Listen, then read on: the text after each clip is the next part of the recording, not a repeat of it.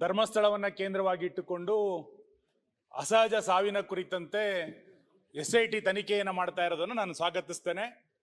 ಸರ್ಕಾರ ಇದರ ಕುರಿತಂತೆ ಸತ್ಯಾಸತ್ಯತೆಗಳು ಬರಬೇಕು ಅನ್ನೋದ್ರ ಬಗ್ಗೆ ನಮ್ದು ಯಾರ್ದು ಕೂಡ ಭಿನ್ನಾಭಿಪ್ರಾಯಗಳಿಲ್ಲ.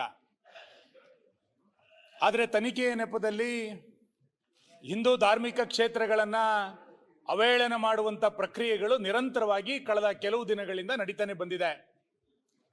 ಇವತ್ತು ಸಾಮಾಜಿಕ ಜಾಲತಾಣಗಳಲ್ಲಿ ಮತ್ತು ಕೆಲವರು ಕೊಡ್ತಾ ಇರುವಂಥ ಹೇಳಿಕೆಗಳನ್ನು ನೋಡಿದಾಗ ಇಡೀ ಧರ್ಮಸ್ಥಳವನ್ನು ಟಾರ್ಗೆಟ್ ಮಾಡಿರುವಂಥ ಪ್ರವೃತ್ತಿ ಬೆಳೆದಿರುವಂಥದ್ದು ನಮ್ಮೆಲ್ಲರ ನಂಬಿಕೆಗಳ ಮೇಲೆ, ನಮ್ಮೆಲ್ಲರ ಶ್ರದ್ಧೆಯ ಮೇಲೆ ದೊಡ್ಡ ಆಘಾತವನ್ನು ಇವತ್ತು ನಿರ್ಮಾಣ ಮಾಡಿದೆ. ಆರಂಭದಲ್ಲಿ ಅನಾಮಿಕ 5 ಗುಂಡಿ, 6 ಗುಂಡಿ, 10 ಗುಂಡಿ, 13 ಗುಂಡಿ ಅಂತ ಹೇಳಿ ಇವತ್ತು 15-16 ಗುಂಡಿಗಳನ್ನು ತೆಗೆದರೂ ಕೂಡ ಏನೂ ಸಿಕ್ಕಿಲ್ಲ ಅನ್ನುವಂಥದ್ದು ಮೇಲ್ನೋಟಕ್ಕೆ ಗೊತ್ತಾಗಿದೆ. ಹಾಗಾಗಿ ರಾಜ್ಯ ಸರ್ಕಾರಕ್ಕೆ ನಾನು ನಿಮ್ಮ ಮುಖಾಂತರ ಆಗ್ರಹವನ್ನು ಮಾಡುವಂಥದ್ದು, ರಾಜ್ಯದಲ್ಲಿರುವಂಥ ಊಹಾಪೋಹಗಳಿಗೆ ನೀವು ತೆರೆ ಎಳಿಬೇಕು. SITಯ ತನಿಖೆ ಯಾವ ಹಂತಕ್ಕೆ ತಲುಪಿದೆ, ತನಿಖೆ ಇನ್ಯಾವುದೋ ದಿಕ್ಕಿನ ಕಡೆಗೆ ಹೋಗೋದಕ್ಕಿಂತ ಮುಂಚೆ ಇನ್ಯಾರೋ ಬಂದು ಹೇಳ್ತಾರೆ ಎನ್ನುವ ಕಾರಣಕ್ಕೆ ಎಷ್ಟು ಗುಂಡಿಗಳನ್ನು ಕೂಡ ತೆಗಿಲಿಕ್ಕಾಗಲ್ಲ. ಹಾಗಾಗಿ ಧಾರ್ಮಿಕ ನಂಬಿಕೆಯ ಮೇಲೆ ಯಾರು ಅಪಪ್ರಚಾರಗಳನ್ನು ಮಾಡ್ತಾ ಇದ್ದಾರೆ ಅಂಥವ್ರ ಮೇಲೆ ಕ್ರಮವನ್ನು ಕೈಗೊಳ್ಳಬೇಕು. ಧರ್ಮಸ್ಥಳದ ಪಾವಿತ್ರ್ಯತೆಯನ್ನ ಕಾಪಾಡಲಿಕ್ಕೆ ಸರ್ಕಾರ ಎಚ್ಚರಿಕೆಯನ್ನ ಕ್ರಮವನ್ನ ಕೈಗೊಳ್ಳಬೇಕು ಅನ್ನುವಂಥ ಹಿನ್ನೆಲೆಯಿಂದ ಈ ತನಿಖೆ ಎಲ್ಲಿಯ ತನಕ ಬಂದಿದೆ ಎನ್ನುವಂಥದ್ದನ್ನ ಮಾನ್ಯ ಗೃಹ ಸಚಿವರು ತಕ್ಷಣ ಒಂದು ಹೇಳಿಕೆಯನ್ನು ಬಿಡುಗಡೆ ಮಾಡಬೇಕು ಅಂತೇಳಿ ನಾನು ಸರ್ಕಾರವನ್ನು ಆಗ್ರಹಿಸ್ತೇನೆ. ಇನ್ನೆಷ್ಟು ಗುಂಡಿ ತೆಗಿತೀರಿ ಇನ್ನೊಂದು ಕೂಡ ಸರ್ಕಾರ ಎಷ್ಟು ಗುಂಡಿ ತೆಗಿತೀರಿ, ಇಲ್ಲಿಯ ತನಕ ಮೂಳೆ ಸಿಕ್ಕಿದೆಯಾ ನಾನು ಹೇಳಿದ್ದೆ, ನಾನು ಡೀಟೇಲ್ ಚರ್ಚೆ ಕೊಡ್ತೇನೆ ಅಂತ. ಈಗಲೇ ಅರ್ಜೆಂಟ್ 1 ನಿಮಿಷ ಅಂತ ಹೇಳ್ತೀರಿ.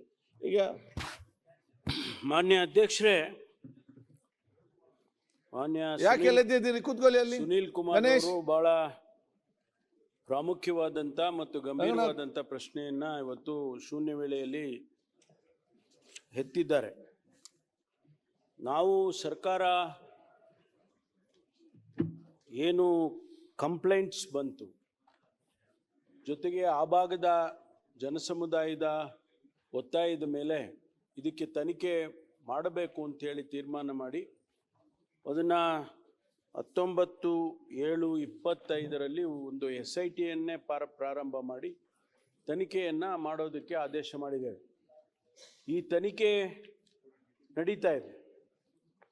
ತನಿಖೆ ಪೂರ್ಣ ಆಗಬೇಕು, ಅದಕ್ಕೂ ಒಂದು ಕಾಲಮಿತಿನೂ ಕೂಡ ಇರುತ್ತೆ.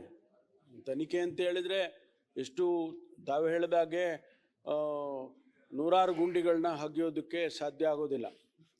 ಆದರೆ ಒಂದು ಹಂತಕ್ಕೆ ತಲುಪಿದ ಮೇಲೆ ಖಂಡಿತವಾಗಿ SITನವರು ವರದಿಯನ್ನು ಕೊಡ್ತಾರೆ.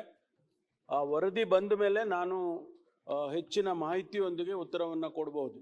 ಆದ್ದರಿಂದ ವರದಿ ಬಂದ ನಂತರ ನಾನು ಇದಕ್ಕೆ ಉತ್ತರವನ್ನು ಕೊಡ್ತೇನೆ.